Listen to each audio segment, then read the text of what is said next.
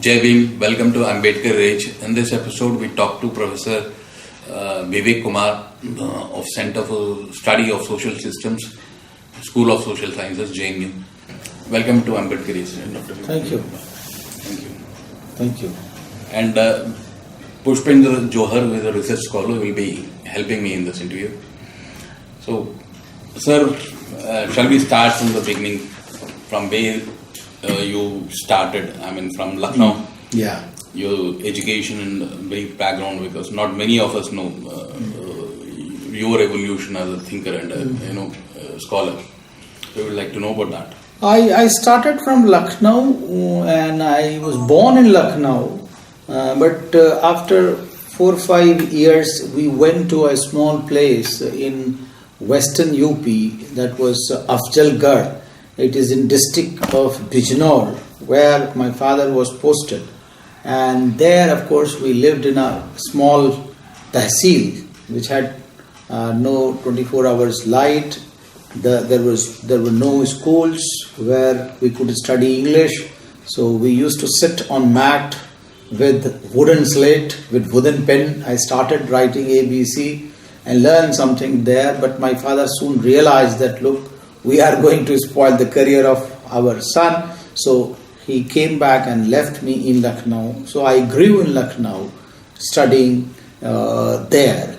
After that, after passing my intermediate, there was, a little hiccup because I was a science student, but I could not do well in science. So I wanted to take art side, but my father was very particular that science has to be there. And so I ran away from my house. And that was a little bit of tug of war between me and my father. But later on, he also realized that, look, this man is not going to change. In fact, he had written me off totally that, look, I will be of any use because I was so hell-bent. But I completed my BA in sociology and I did my MA. At that time, I had little bit of notion that if I can understand my society, I think this is the only discipline, sociology, that I can do, and I started liking. And I did my MA sociology from there, and I came to JNU. I did another MA here, an MPhil, and did my PhD. That is the way I started. But the best thing that I got a person in the name Professor Nandu Ram, who was my supervisor, and I think his imprint on me and his training, I think, led what I am today. So I really not only remember my mother and father, but I remember my supervisor as well in one go, because their contribution. And my mother was illiterate. She did not know. My father was, of course, postgraduate from Lucknow University. So he knew the value of education. You can understand that my mother, when I wrote my PhD and I gave her, look, this is what I have written. The only thing which she said in Hindi, aur moti kitab likho. And it has become very prophetic that I have been writing books after that. And this was in the early 90s. Yeah, 1995, 6 I'm talking about. Okay. So that's how your career in research and academia started. But you had also worked elsewhere. I mean, you worked as a teacher in TIS, and then you also worked as a bureaucrat or a babu. Yes. And then you worked in the NGO development sector, and then you worked as a journalist also. So can you talk about this multifaceted?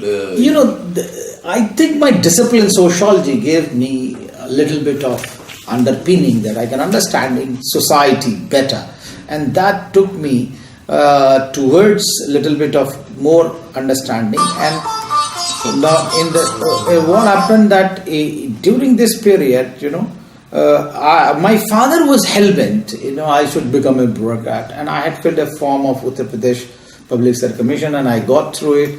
So I was posted in Lucknow in Secretariat, and in Secretariat I could do a little bit of this job. But I did not like it, it was just like pleasing bureaucrats. And I myself, being a PhD from Jawaharlal Nehru University, it was not gelling with my knowledge.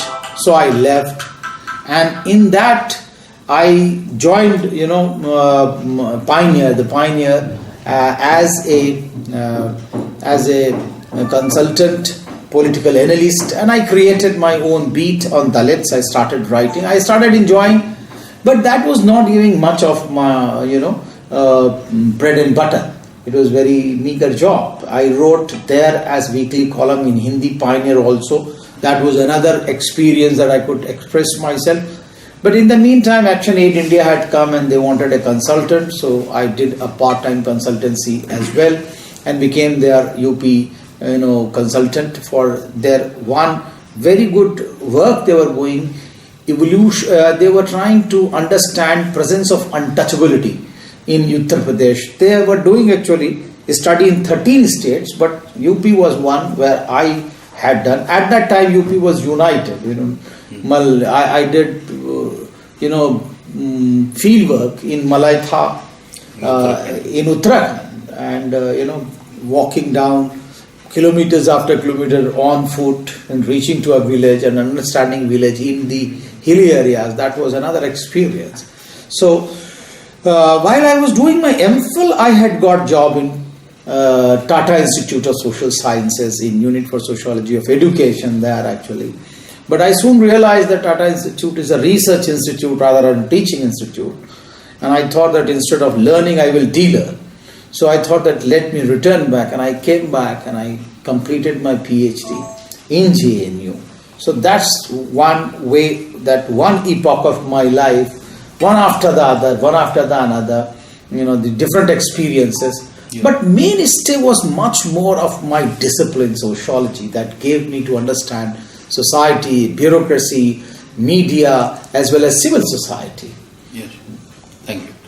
So, from Dalit Chetna was the column you mentioned. Yes. Yeah, yes. Could you talk about that? I know the pioneer, and this must be one of the first Dalit journalistic experiences in English newspaper. I think, in English newspaper, Chandrabal Prasad was writing, Dalit diary. Yes. So, Pioneer started a Hindi weekly, and the experience was that they wanted to start the column, and I was there when I was actually in civil services, and then I was actually trying to leave at that time, so they asked me. So I joined the services there, and I started writing a weekly column, and that was a really new experience because the whole world at that time, the Pioneer, of course, was a new experience, but people started taking it hand to hand, and it sold like a hot cake, and people could recognize there were lots of letters which were coming. The institute, or institution, Pioneer was also very happy that look, all of a sudden their magazine is being actually recognized, and that too on the list. So that was a beginning in say Hindi somewhere, that column, weekly column in a magazine, and that too mainstream magazine was written and was well received. So again, my sociology built me out there as well. So if you think of the first time, this is a kind of unique effort that for the first time after 50 years of independence, Dalit journalists are being encouraged to write in national newspapers in English and other national language, Hindi. Yeah. So this was, the historic background is that the Bahujan movement had also been building up over the 80s, 70s. Yeah. So could you talk about your view on this? Yeah, I think we were socialized in this ideology because Kanshi Ram had arrived on the scene, and all of a sudden Bahujan Samaj Party in 1995 had come to power. BOMSEF had established itself. The whole mobilization in Uttar Pradesh was totally different atmosphere with an ideological tinge. Phule on the one hand, Baba Saheb Ambedkar was already there. It's not that, but Phule, Sahu, Narayana Guru, Periyar, then Savitribai Phule, all were all of a sudden there, and people started recognizing that look, there is a parallel line. And that is a time when Jai Shri Ram was also there. So Jai Shri Ram and Jai Bhim were being pitched together. That was a very new experience. Buddhism at that time was also, taking its shape. Ambedkar Mahasabha had also come in Lucknow. They used to organize all these, seminars and conferences led by Bahujan Samaj Party's ideology of Bahujan Movement. So we, in 90s were of a different youth. Before, that, there used to be this NSUI of Congress. Yeah. No, our students, our Dalit students, they were much more in Congress regime. So this was a very new experience of Ambedkarite movement, Phule movement, and Bahujans have also tasted power. All of a sudden they said that, okay, why can't we be part of this movement? And they started. So I think, my writing of that column was coterminous with the emergence of a Bahujan intelligentsia, Bahujan, you can say, gentry and consciousness who will read it. And Pioneer was, I think, swift enough to understand that, look, there's a market. So that, I think, has to go hand in hand, that on the one hand there was a rise in consciousness, there is a rise in political party, movement, and somebody was there to write something, and that was Vivek Kumar. Yes, sir, you talk about Jai Bhim and Jai Sri Ram being pieced together. While this, Bahujan consciousness was building up, and parallelly, as you said, clearly pointed out, this has to be understood. This new Jai Sri Ram, consciousness of Hindutva centered around, a militant projection of so-called Hindu symbols had begun in the 80s, and starting with the Ram Mandir issue, and then this has also been building up, now resulting consequently over the decades in Modi rule. So how do you see this progress as we have been building up, as the Bahujan movement has been building up, this parallelly this movement has also been building up? How, what is your perspective on this? One thing is for sure that Indian society at that time when Bahujan movement was building up, it's a very new experiential reality, because that is the time when Bahujan movement is incorporating not only scheduled castes for the first time, because RPI was there, it was much more confined to Dalits, but he was trying to appeal to the backward classes, he was trying to appeal to converted minorities, Dalits, Adivasis. So this experience with new iconography altogether, people ready to identify them. Now this created lot of fear among the other side, and I'm specifically talking about Congress. Congress was decimated, there was a new force which was emerging, but by nature Indian society is a religious society, and the way Bharatiya Janata Party started appealing religion, it is so difficult if you really do not have a counter ideology or a counter hegemony to decimate or stop it. Nobody can, because that is a feeling, that is an emotion which erupts from everywhere, and I will hold responsible the socialist lobby more, giving space to the left and legitimacy to the rightist forces. Advani or Vajpayee, they were all in Janata Party. Yes. And they got, Jansan was failure, Jansan was nowhere. Yes. A new lease of life was given by Jayaprakash Narayan, which was leading a total revolution, which was meant to be a total confusion, because neither this nor that, right, left, center, everybody was there. It was anti-Congressism. But the legitimacy which Vajpayee and Advani got in 1975, it kept them, it gave them oxygen further, and by 80s they formed a new political party, that was Bharatiya Janata Party. Now again you take Bharatiya Janata Party is only two. Who is giving them again legitimacy? It is Vishwanath Pratap Singh. In the name of anti-Congressism, they come together and they contest. Even Mulayam Singh Yadav contested along with them. Janata Dal and BJP was contesting elections together. They gave another lease of life, and after that, when Vishwanath Pratap Singh formed the government On the one hand side, it was the left, led by Harkishan Singh Surjit, and the right, they were supporting them.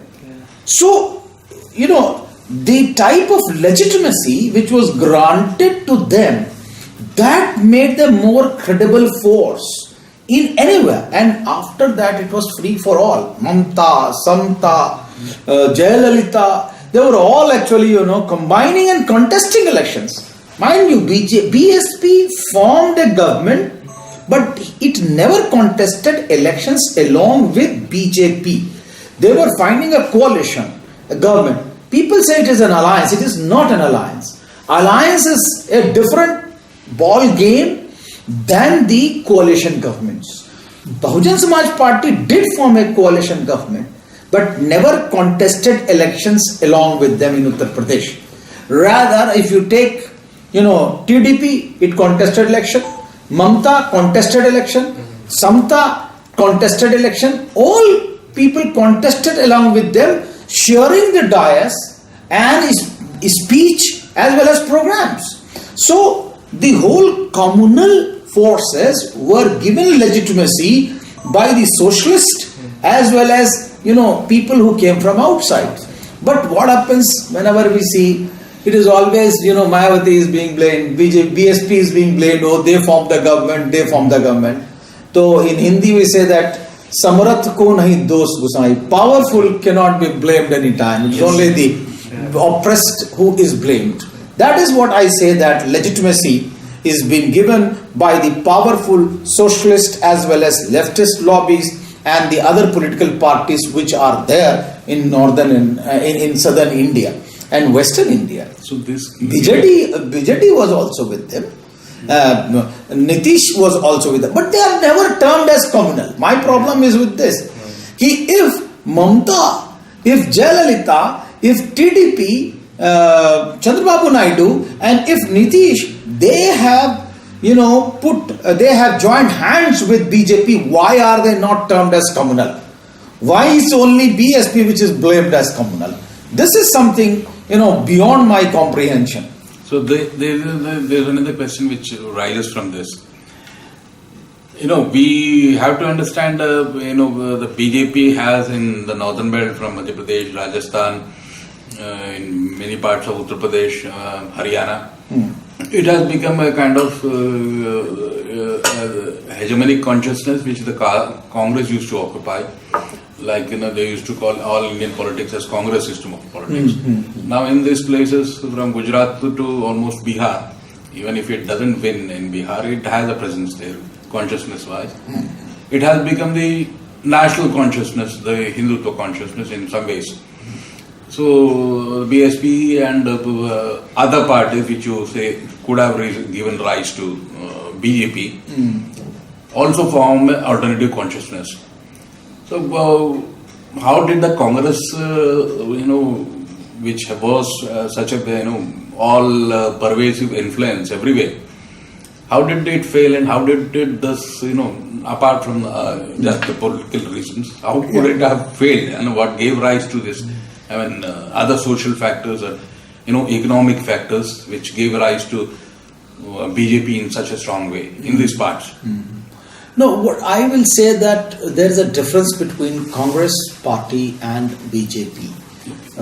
One thing is for sure that I'm asking how did the Congress fail and this? That's what I'm saying. That's what I'm saying. That Congress never had a parent social organization in RSS type of form, which forms the ideological fulcrum. Exactly. And it is they who supply cadres to the politics. Congress was in itself a more secular binding force, though the Brahmins did rule it. But the legitimacy to RSS was given by none other than Indira Gandhi.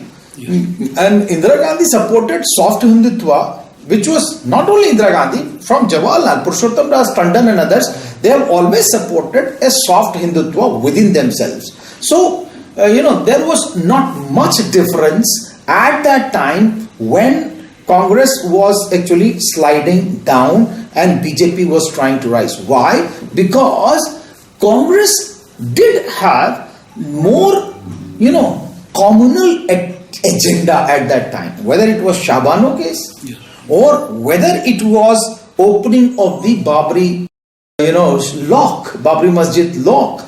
So what was, Rajiv Gandhi doing? In fact, Rajiv Gandhi was trying to usurp the agenda, which ultimately, Narasimha Rao could take it that, okay, let them actually, demolish Babri Masjid. And he was a prime minister at that time. People had taken oath. But the worst part is that nobody is talking about the Brahmanical domination which gradually BJP is heading towards.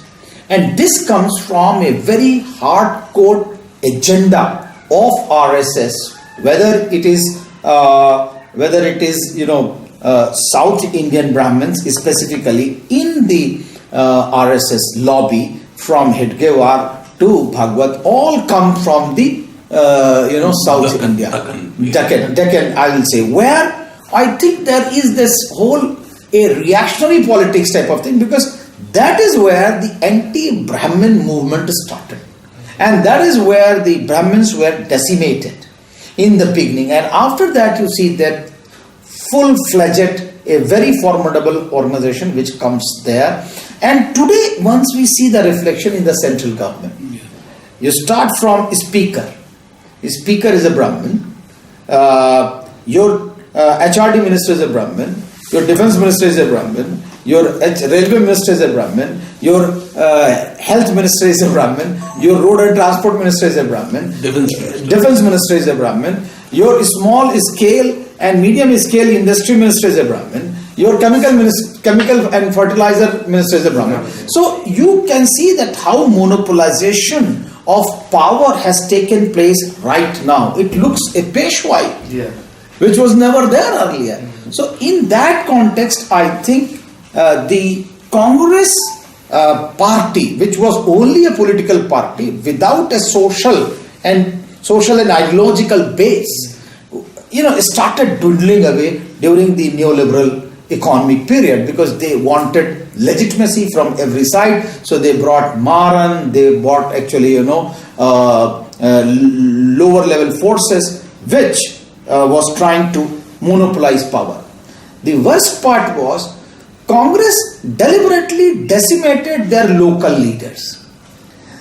They decimated people from Bihar. They decimated people from Uttar Pradesh. You take Narayan Dutt Tiwari to Vishwanath Pratap Singh, all were demolished. You start Madhya Pradesh, where they, from Shama Charan Dubey to Arjun Singh, all were basically, left high and dry. In Rajasthan, they lost Shama Charan Shukla. And, in Rajasthan also, they lost Pilot. Yes. But, only Gehlot was rather acceptable, because he was much more closer to the family. Otherwise, he would have been also decimated. So, they gradually lost, and the utter failure of comprehending the ideological plank of BJP.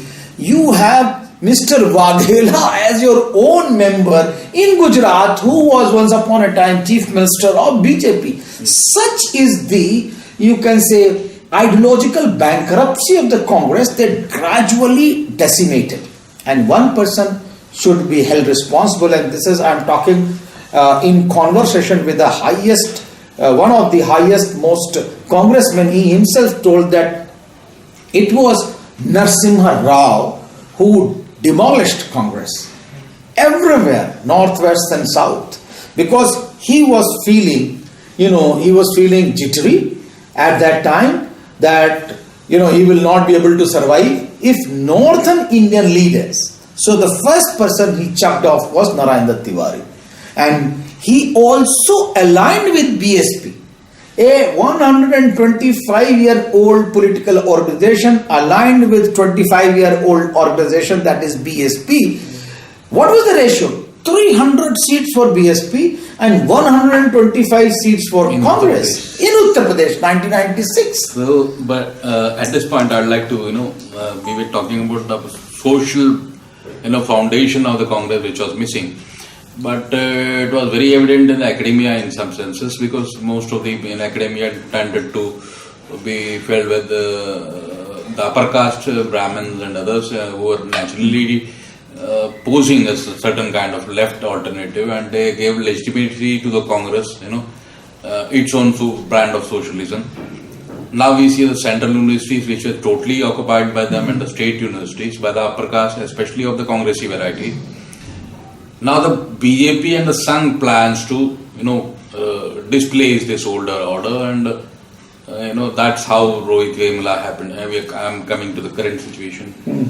I mean, this is one reading. How do you think about, this, this structure being occupied by the Sangh now, which was all earlier only Congress left bastion? Yeah.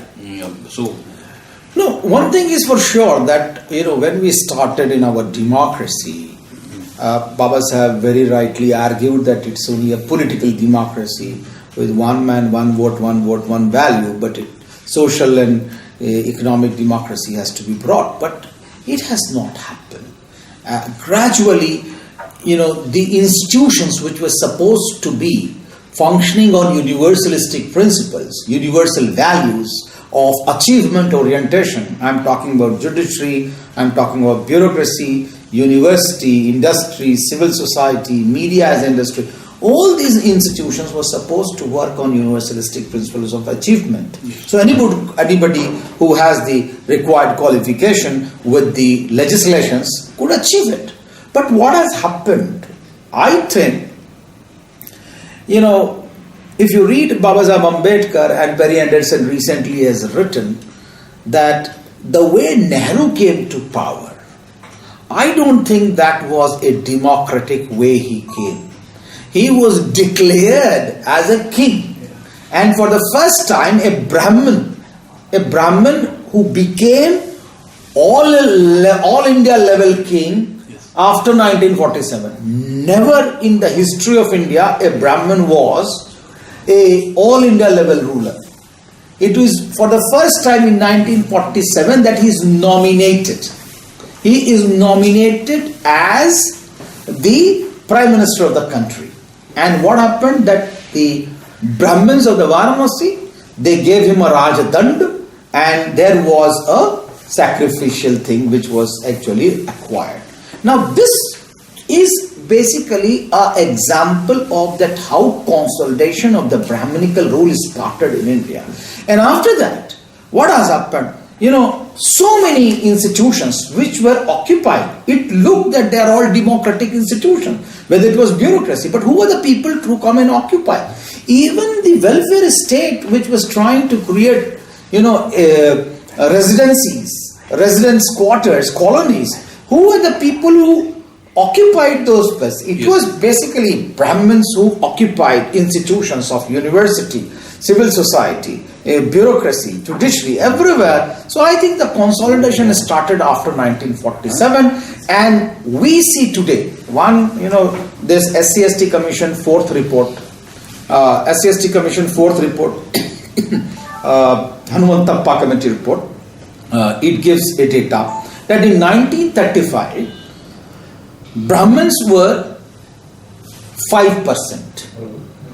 Their population was 5%, and their representation in Class A coveted services was roughly to their percentage of population, 5%. But in 1979, this percent rose to 78%. So this colossal and phenomenal rise is not out of place. It is not by accident. It is by design. That how one by one, with your own cultural capital, with your own people, with the nepotism, how you start actually, bringing people, your own people, Haksars, Dhars, they were all actually everywhere. So in that sense, I think the monopolization of the university is a handiwork of ideology which is Brahmanical ideology, and these were the people to fit the bill. And that, once they got that head start, they have multiplied it, and they are keeping it multiplied despite legislations, reservations anywhere. I don't think that things have changed. The worst hit is curriculum. Now, you can definitely easily say that, oh, there are no people, how will I appoint a professor? How will I appoint an assistant professor? But if you are democratic enough, if you are morally strong, democratic, then at least you will make a representative curriculum. You have not even make a representative curriculum, rather you have monopolized the curriculum. Yes. And that is what is problematic, that the education has not become emancipatory. It has become status quoist, because there are no representative values, there are icons, there are no work ethic, there is no respect for work, handwork, and there is no agenda for democratization.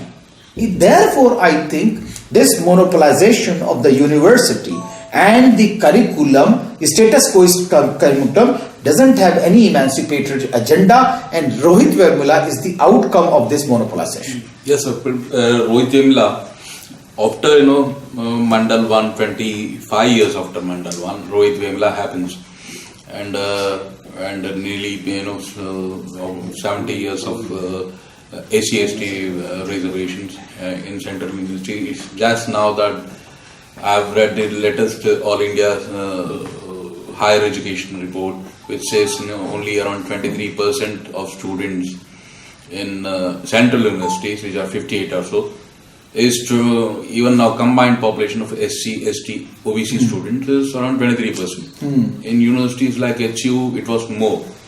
It was reaching a certain kind of danger mark for the upper caste. So it was natural that in some ways that the Dalit student and vocal student groups should be attacked. So, but it has been insistent. It's almost this movement led by students in some ways or the other. The directions could be different. Has been the only opposition to the Modi Raj. Even the political parties, national parties, are trying to place themselves in the company of these student movements, so that they don't have any ideological challenge. They don't pose any ideological challenge to Modi. How do you view this whole situation? The students being used both as fodder and also as being the only energy which is directed towards the state and this Modi Raj. There are two ways to understand this. One, that there is an oppressive state on the democratizing university. That is one way, and now because there is an ideology which doesn't, or you can say Brahmanical ideology, Manuvadi ideology, which doesn't want that the lower strata, the suppressed, the excluded majority should be educated, and there should be an emancipatory agenda of education. That is one way to look. But actually for me, more problematic is university as a site of discrimination. And this discrimination is devoid of state. Whether the state wants or not, this institution, which is the new home for the scheduled caste, scheduled tribe, minorities, backward classes, they are thronging to these universities, and they will, because numerically they are prominent. Now, this is a new experience for the upper strata, which are more in administrative as well as in professorial post. And this is a very new experience. They are not open to it because they have not been socialized that society is going to democratize. Now, they create hurdle for the Dalit students at every level, starting from the vice chancellors of the university, to the registrar, to the deans, to the professors in the classroom, to classmates, to hostel mates. At every level there is this discrimination as well as exclusion. Now, who is actually telling the teachers not to give and sign the scholarship form? It is not actually the state is telling that do not sign. It is somewhere that Brahmanical value system within them that doesn't want.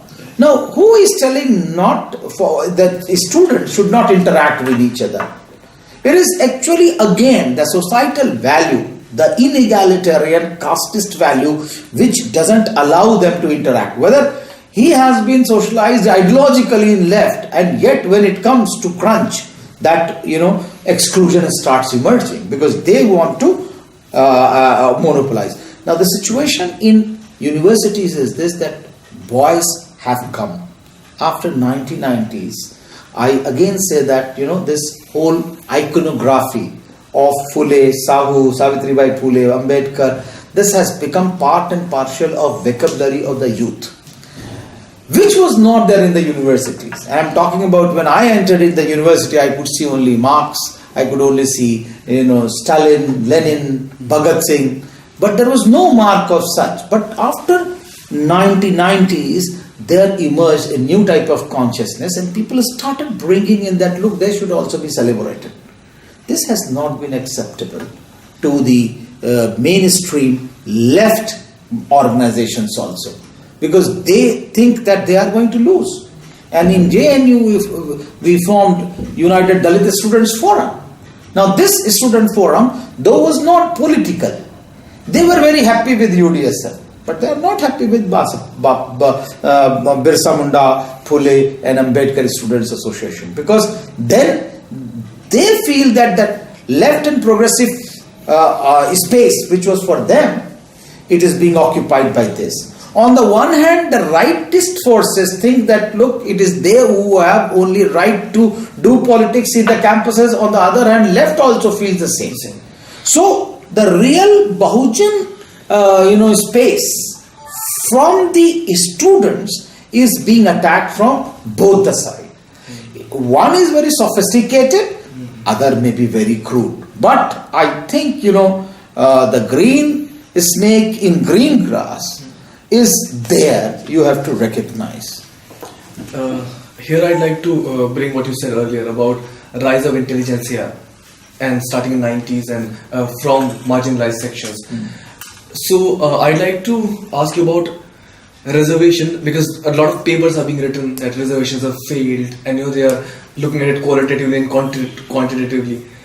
What do you think is the role of has been the role of reservation in the rise of intelligentsia, and what is it going to be as sociologists? What do you think? One thing is for sure, the quantum of reservation is very, very meager. If you see amount of population which Dalits have. So one thing is for sure, that we should not equate the intelligentsia, the academia and the rise of thinking power with reservation. It cannot be equated with. It was there, the creativity, the type of actually expressions was always existed. You can go to the history and you can come from Raidas to Kabir to Dadu, and then actually Phule, Ambedkar, Sahu, all were without actually reservation. Yes. So there was an intelligentsia, but what happened that people started equating that everything is going to come from reservation. That is not the case. I'm giving you this data. This comes from Indian Labour Commission, that if I take jobs, there are 1,97 lakhs of jobs, total jobs in India. Organized sector, I'm talking about government jobs. Class A, Class B, Class C, Class D. Quasi government, public sector. Public sector, yeah, every sector. 1,97 lakhs jobs. Out of this, Dalits, SC/ST would have got 45 lakhs roughly. I'm talking about 2 crores, 15.5% and 700%. 15 and 7.5%, 22.5%. That means 45 lakhs of jobs. Now for 45 lakhs of jobs for 25 crore people. So how can you reduce the whole population, their creativity, their assertion, their whole contribution to the nation's economy? So there is this process of reductionism. One, that we have to deconstruct. Second, there is a process of stigmatization. Oh, Dalit, without any merit, dirty, drunkard, devoid of merit, burden of peace. That is again a deterrent to the construction of a positive image for the Dalit community. That we have to recognize. So I will say reservation is a very, very small part of the total assertion drive of the Dalits. Yes, it is I will say it's a critical, it is critical in the sense that it gave space, legitimate space to the people. Otherwise there would have been more assertion, more fight, more movements, but there was a legitimate constitutional space, and that's why they got. And because of that, they have reached to the spaces where they could not have even thought of pursuing. And I have come to Jawaharlal Nehru University because of reservations. And people like me, many of us reached to the universities just because there was a legitimate opening. Otherwise, people would have erected many walls as they erect now. Examination is one wall. So in that sense, I think reservation has proved beneficial for creating a critical mass among the large population, vast population of Indian society. But you should not see that the intelligentsia, the creativity is only restricted to reserve category students or teachers who are in the universities. There is, I think, a slight inaccuracy here. We had talked about 45 lakh jobs. I don't think that actually points to a large gap, which is reservations are not filled because the figures 35 lakhs were filled, 10 lakhs were not filled. 20 or 25 lakhs maximum. I was only trying to refer that if you take 45. I would like to know because there is this figure which had come up somewhere else, but it's a more realistic figure kind of. But at this point, we forget that the reservations are not being filled, especially in the public sector. Yes. But this gives rise to the question of more of the Dalit Study Center. We had discussed that. So how are they in this some way? Pushpa has raised a point that are they racializing the Dalits more than like we were discussing that any effort to create an academic endeavor of problem always tries to blunt the edge. Because you start, as you yourself are saying, rationalizing the existential reality. So in the exclusion centers, the Dalit studies, who are the people who are professing? It is again has been monopolized by the oppressors. Where is the oppressed paradigm to understand? And we see that foreigners come much more. I have yet to read a full-fledged study by a Dalit on the Dalit, which has come from a credible publication. The most acceptable work have come from Eleanor Zilliot. You can say Gellomwet, Om Lynch. Now you have Zaffalat.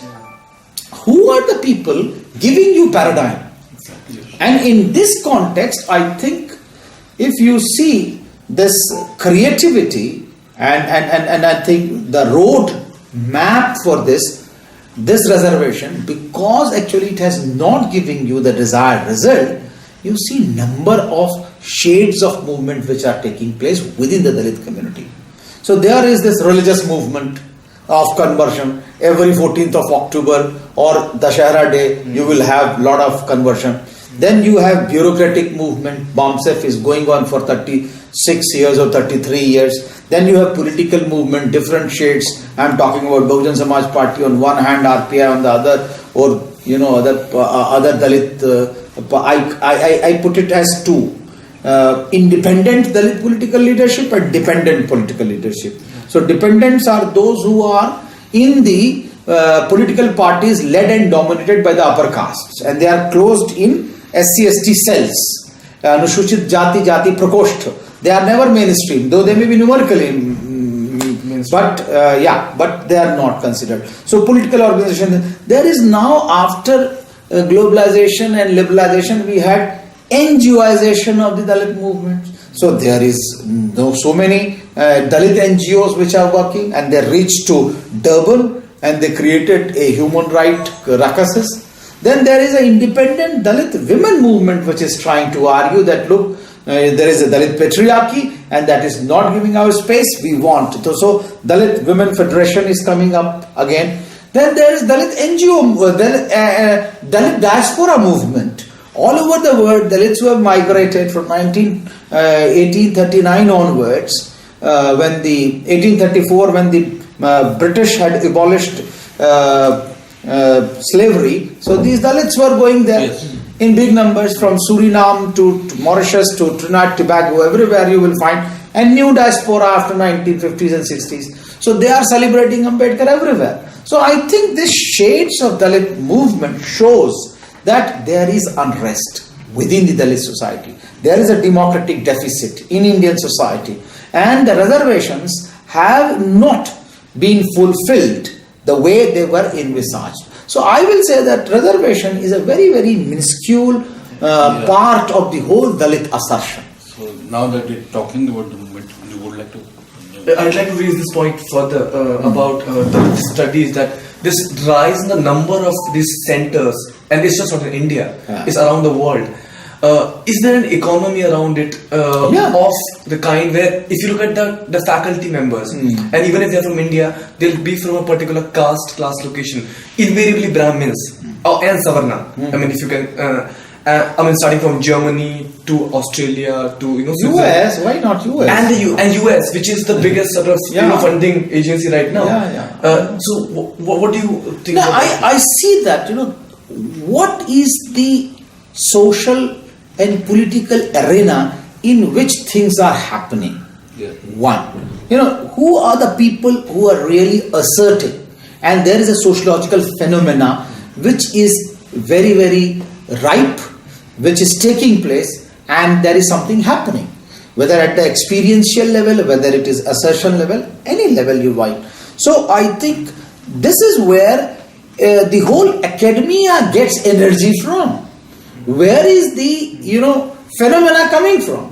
There are others who have become stale. There is nothing new which is happening in their own society. There is so status quoist that they want to preserve their own political structure. But here there is turmoil.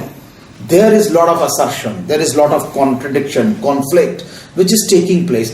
Now this is the phenomena which people want to understand, not because they are organically linked with it.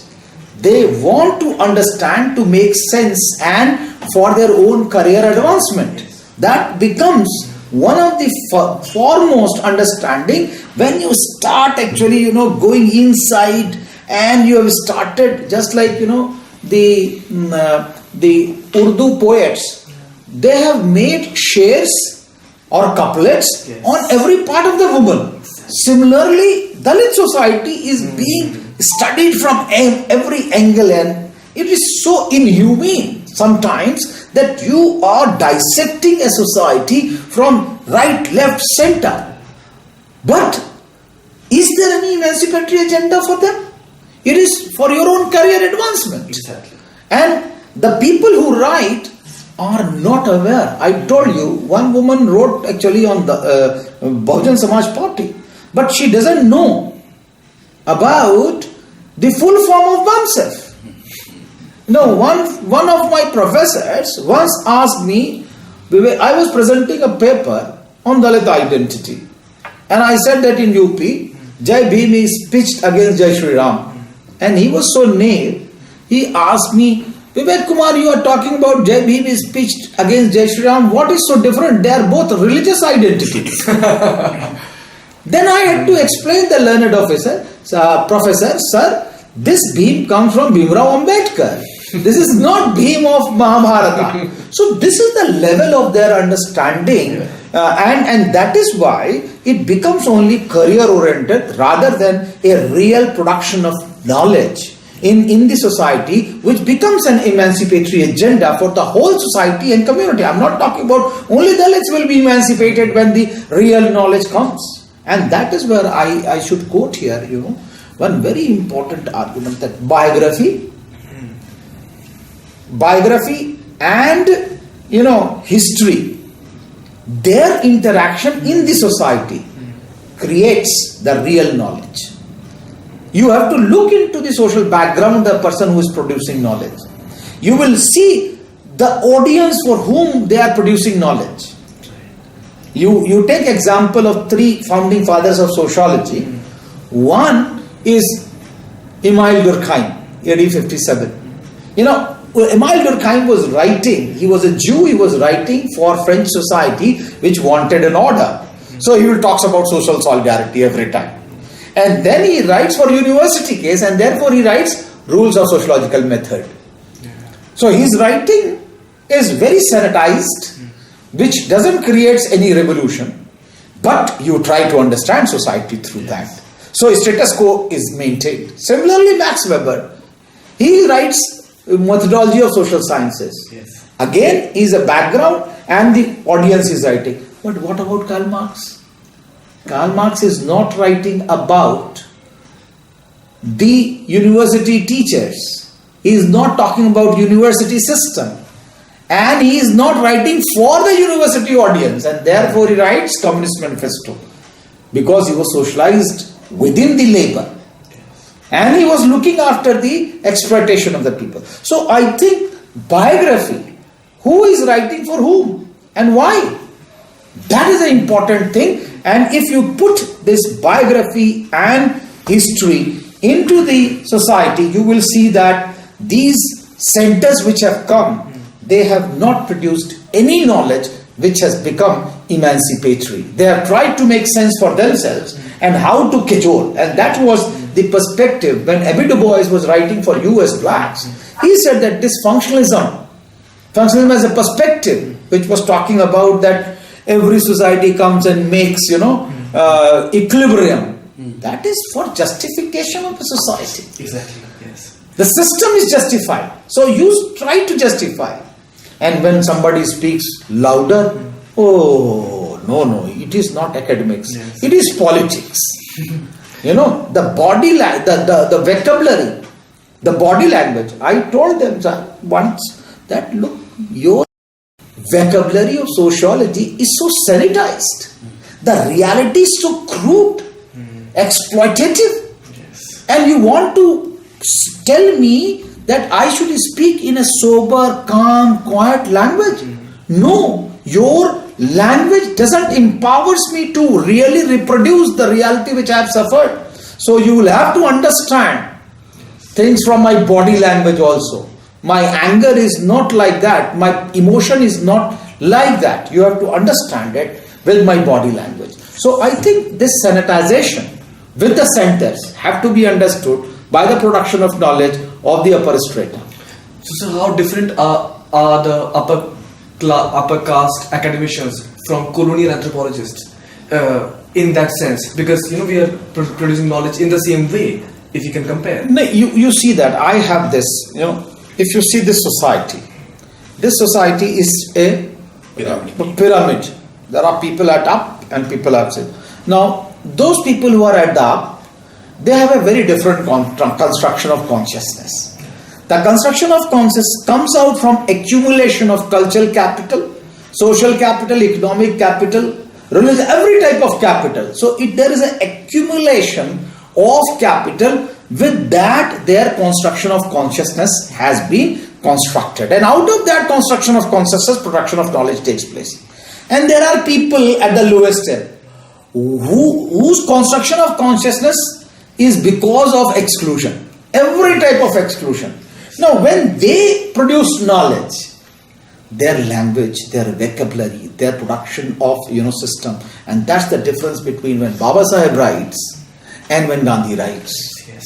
How actually he is talking about Indian social system, riddles of Hinduism, village, caste, nation, women's situation. Why actually anyone else could not write that? And that's what the difference. Today's Dalit autobiographies have come. The experiential reality. Sociologists like Amin Srinivas, like Ghure or Andhra Bete or A.M. Shah, they saw villages in solidarity. Exactly. Green fields, large, and solidarity, village solidarity. But what about these biographies which have come? Starting from Juthan to Murdaya. All are talking about that villages are exploitative. Can't they see that? If you cannot see this exploitation, suppression, exclusion, if you cannot see that hegemony in villages, where will you see? So that is what is the difference between when they come from there and they start looking. They need actually, there is a bilateral relationship. You know, one girl who raised the issue of the Kharlanji, she has not got a visa again. American journalist. American journalist Sabrina. So there was another person,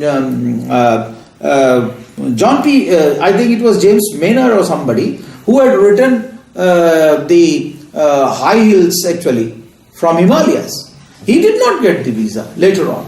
So they cannot offend you ultimately, because there is a sanitized and there is a sophisticated language which they write. But if you really want to understand the reality, it is so heinous. Can you use the abuses hurled on the Dalits in day-to-day life in your classroom? You cannot even write in your, from mother abuse to daughter to wife, everyone is being abused. Can you spell it out?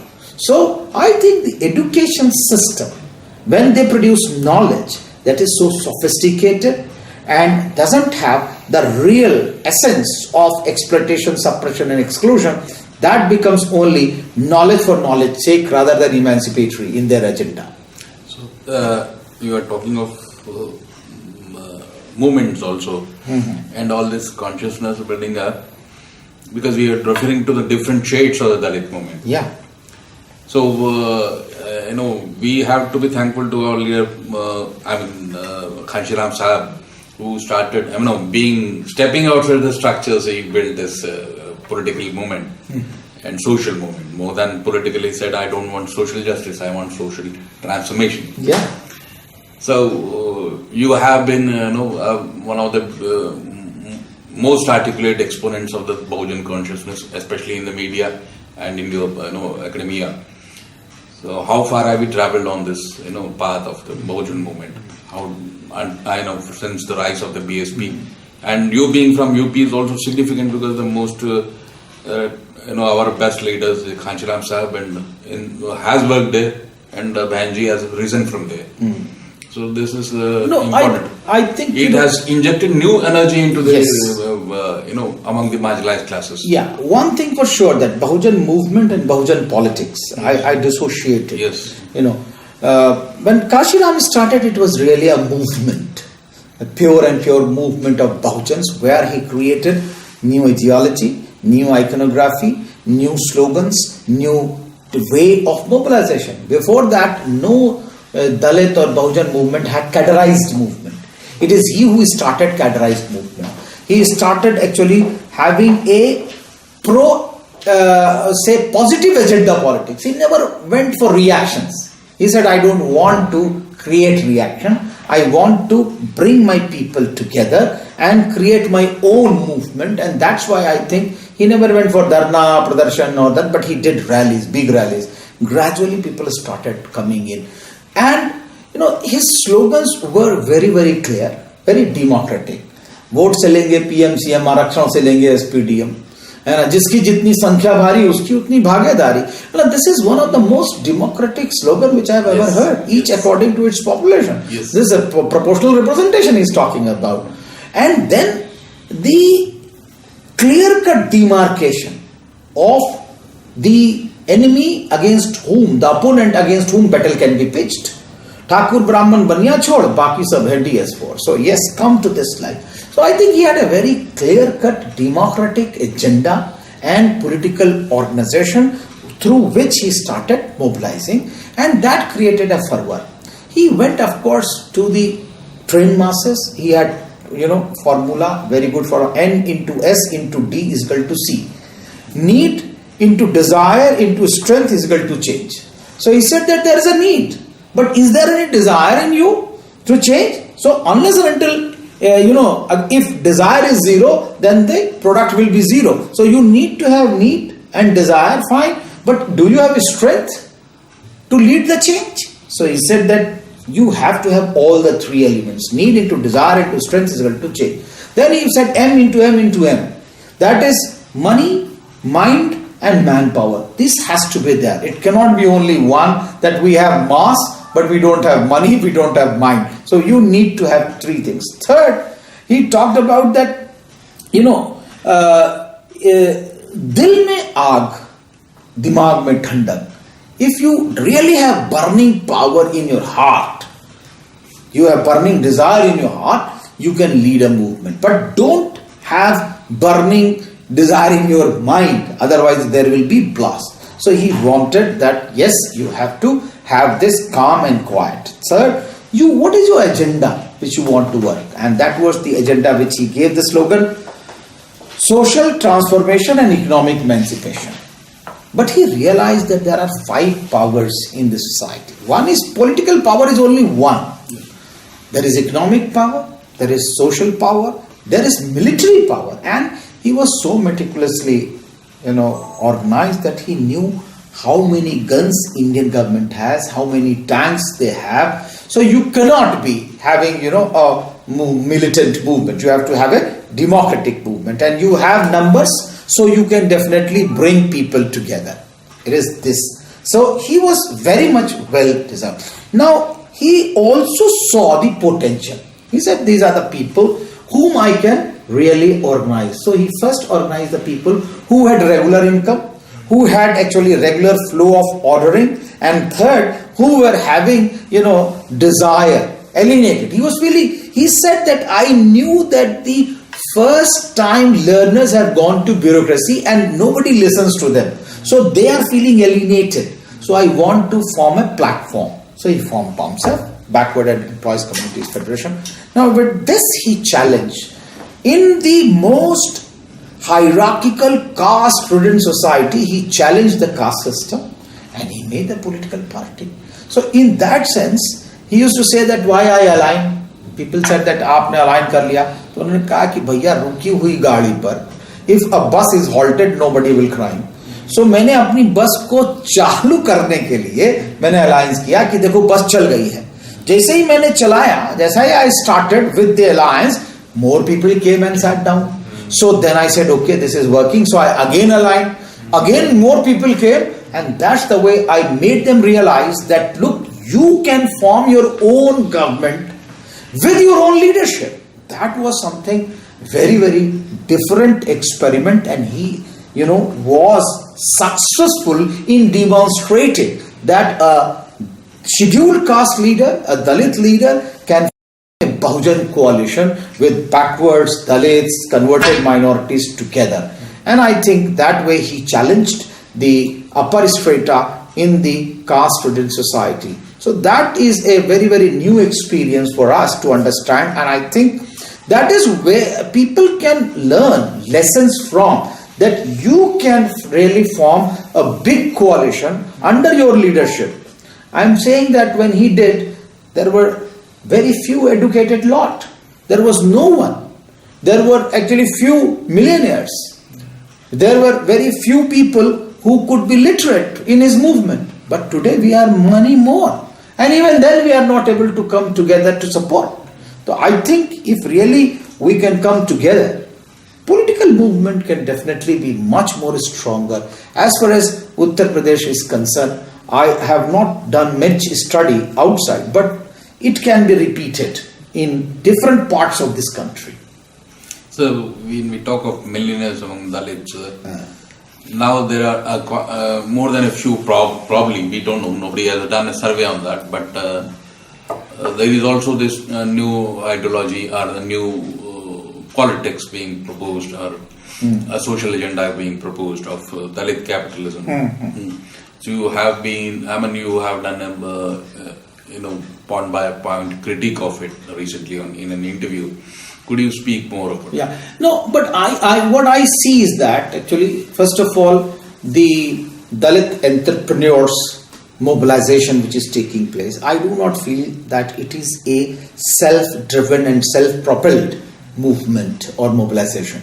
It is much more a state-driven. and I know the roots go to 2001 when Bhopal document was released in Bhopal under the aegis of the political party Congress as well as the leader Digvijay Singh. So I think that is the seed which was sown. Later on it was again galvanized by the same person, Digvijay Singh, Montesquieu, because they wanted to prove a point that look, globalization is helping Dalits.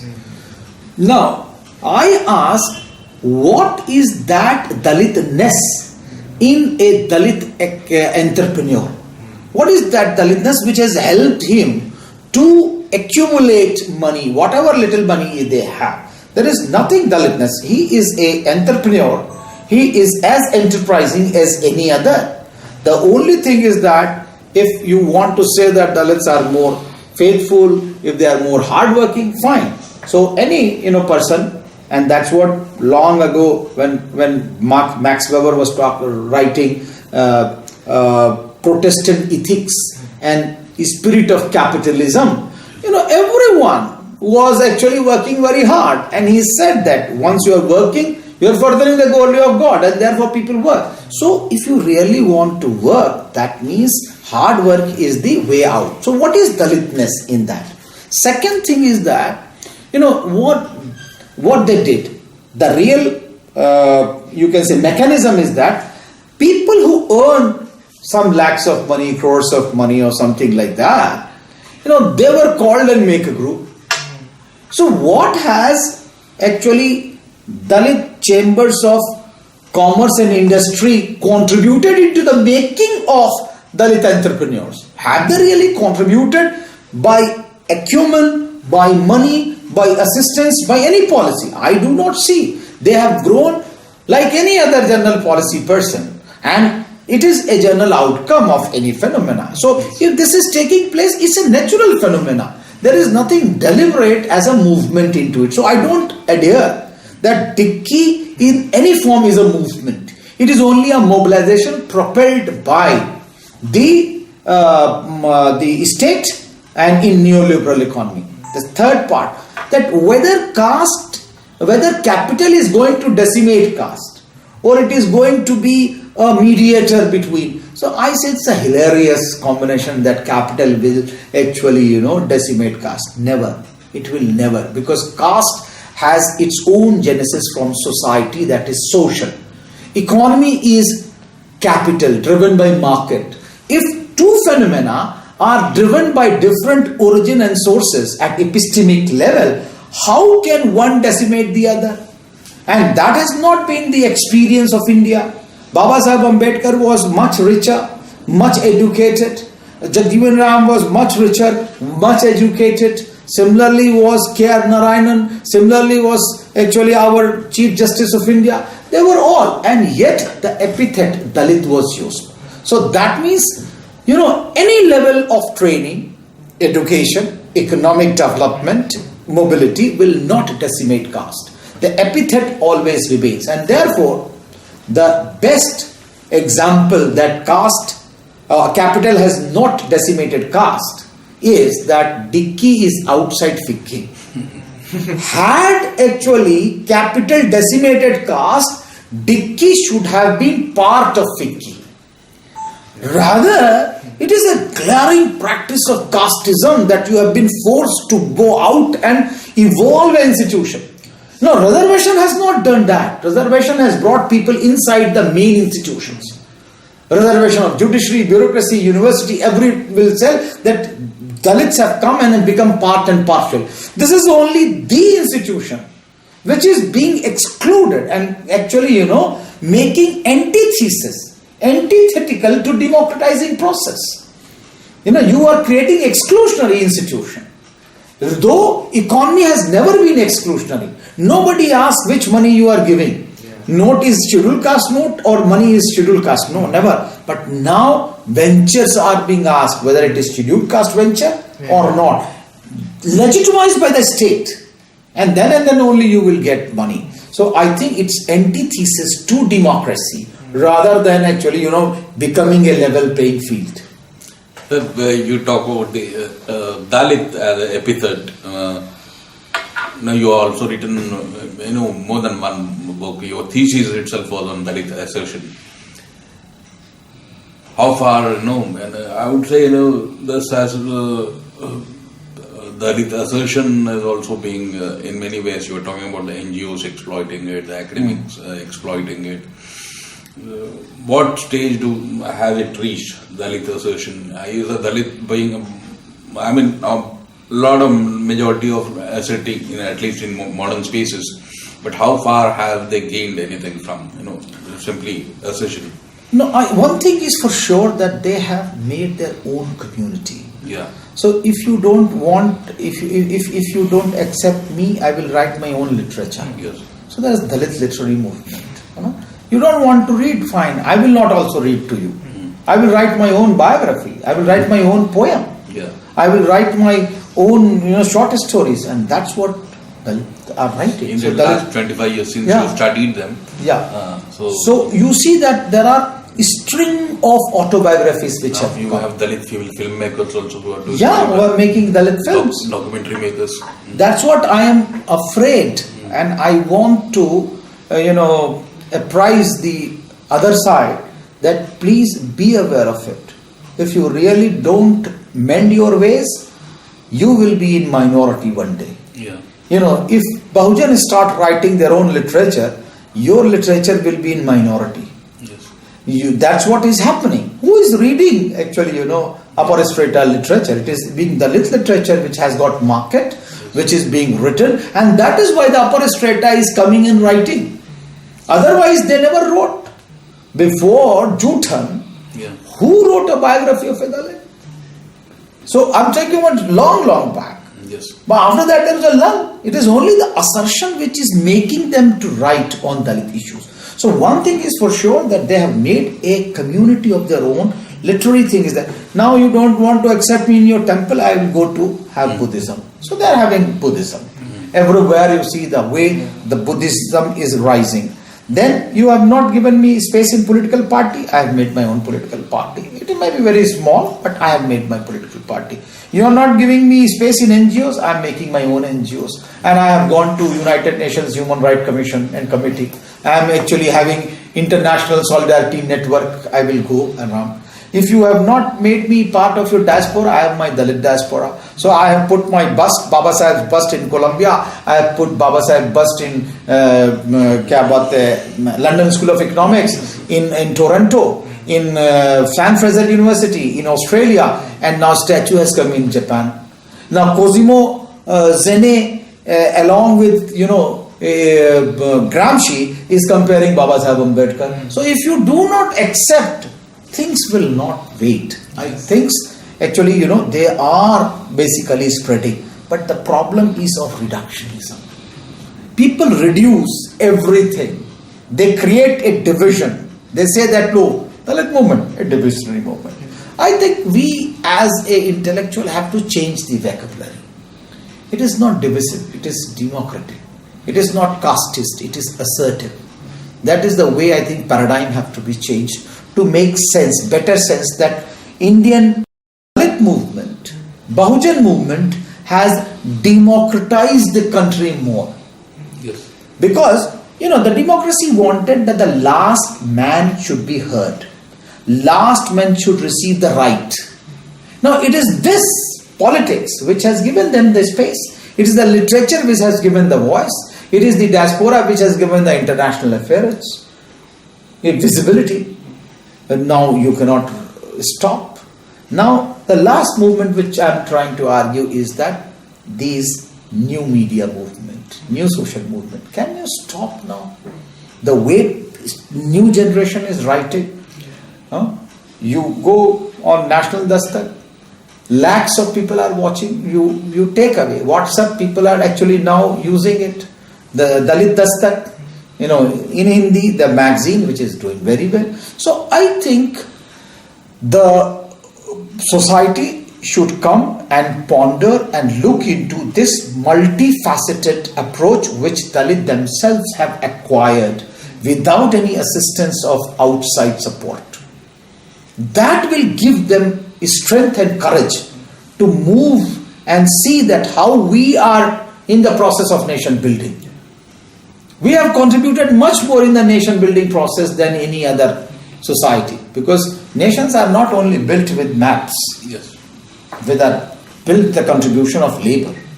But then we come to the very needed, much needed question, which is, you have been under Dalit Bahujan movements as such, current Dalit Bahujan movements have been the most stringent or the strongest opponents of the Modi Raj and the discourses around it, right from saffronization to the militant Hindutva of beef bans. Yeah. And also, it is like there are very few from the mainstream parties which have posed an ideological challenge to the Modi Raj. And you have been a spokesman for it, this opposition for the Bahujans. So how do you view Modi Raj, and what are the challenges you see for us, Bahujans and Dalits? No, one thing is for sure, that I have told that how monopolization of power has been taking place with the upper castes. And I am talking about Brahmins per se. That is one. And therefore, democratization has stopped. Monopolization is taking place. That is great danger. Second thing of this part is, corollary to this, is that there is no representation.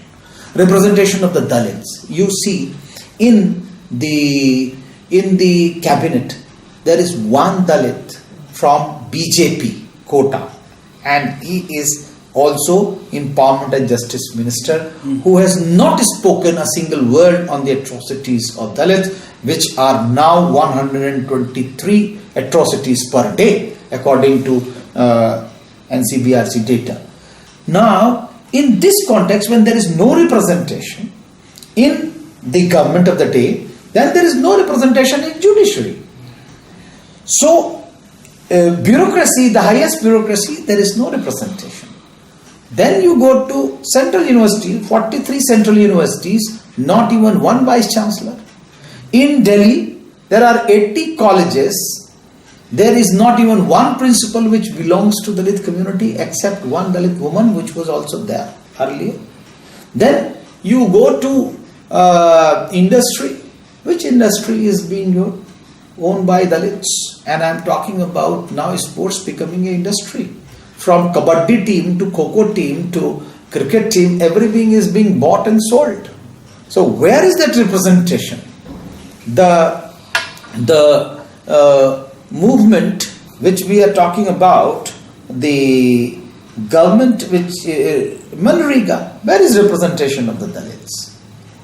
So in that sense, I think there is this great danger of self-representation. And I am votary of, Baba Saheb Ambedkar, who said that a good government is not that which gives representation to aspirations only. A good government is that which gives self-representation also. Why self-representation? Because that self-representation, and when Baba Saheb was talking about self-representation, he quoted Gopal Krishna Gokhale. Gopal Krishna Gokhale was giving a memorandum to Public Services Commission in 1885 that, look, British Public Service Commission or British services doesn't represent Dalits. Indians. That doesn't represent Indians. Now, because of that, Indians are losing their manhood. Dwarfing and stunting of Indian is taking place. They are not able to achieve their creativity and capacity. Baba Saheb drew a parallel line. And they said that, look, British have come here to rule you only 150 years back. And within 150 years, you are saying that you are losing your total manhood, capacity, creativity. What about Dalits? You have not given them self-representation for thousands of years. And therefore, self-representation in highest echelons of institutions of governance, productions and education is a moral question. Yes. Moral in the sense that how to help vast majority to harness their capacity and creativity and contribute in a positive manner into the making of this nation. So challenge is that how to have a representative society and representation institutions which help in nation building. The last question for the moment. I hope we also meet you in the future. But now the last question is: this is 1 year after Rohit Vemla's suicide or martyrdom, as many perceive it. I will call it martyrdom. Yes, sir. So now the same HCU has come to JNU. Our students are again being suspended for very arbitrary reasons and very arbitrary procedures. So where do will this keep happening? Will this keep happening? I think it will increase. That is my hunch, because I am also votary of trends. So as more and more Dalit Bahujan backward minority students throng into civil universities, still they have not gone to IITs and IIMs in this big way as they have started coming to universities.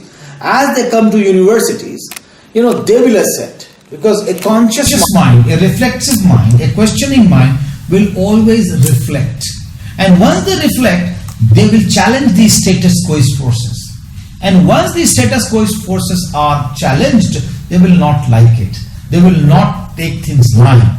The worst part is that when our students, the Bahujan students, assert they do not have any institutional mechanism and patronage. Kanhaiya was saved because he had patronage. He had political patronage. He had also advocates in the court, and of course there was the whole organization set up.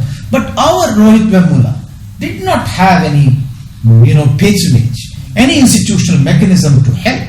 Our Bapsa people do not have, and therefore I will always suggest them, I want to create a critical mass in a big manner. If really they want to have a movement, they need to create a big mass in the university, because our students are many, who come to activism are very, very few in number, and because of their numerical strength, the administration doesn't take heed to them, and that's why they actually unleash this terror. If they really have big numbers in them, I think administration will be afraid. And therefore, before launching any movement, they should think of 3 stages: action, reaction, and counteraction. What will be their counteraction? And unless and until they have decided, they should not start a mass type of movement. Because the student movement is different from mass movement. They sit on hunger strike. Who is going to help them? That is my problem. Okay, let's hope that what you say will happen in the future. Thank you very much, sir. This has been one of the most insightful interviews. Thank you. Thank you, sir. Thank you.